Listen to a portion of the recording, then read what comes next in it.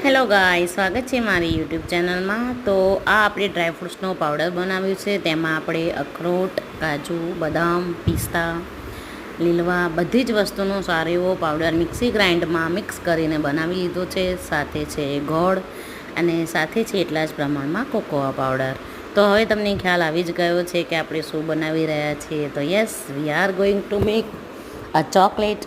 તો આપણે સૌથી પહેલાં કોકો પાવડર લઈશું અને કોકો પાવડરમાં આપણે કોપરેલ તેલ અને સાથે આપણે એટલા જ પ્રમાણમાં ઘી એડ કરીને એ ત્રણેય વસ્તુને સારી રીતે મિક્સ કરી લઈશું.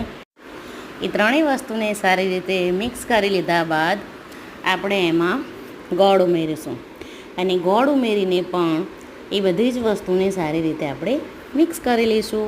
આ ટાઈપની કન્સિસ્ટન્સી હોવી જોઈએ ફ્રેન્ડ્સ.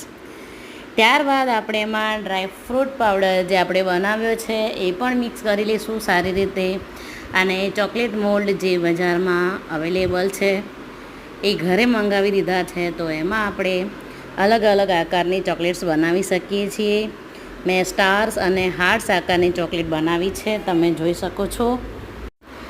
2 કલાક ફ્રીજમાં મેં એને જામ કરવા માટે મૂકી હતી અને જામ થઈ ગયા બાદ ગાળી છે. તો તમે જોઈ શકો છો કેટલી સરસ અને ટેમ્પટિંગ દેખાઈ રહી છે. તો ફ્રેન્ડ્સ, તમે પણ ઘરે બનાવો અને તમારા બાળકોને આવી જ હેલ્ધી ચોકલેટ ખવડાવજો.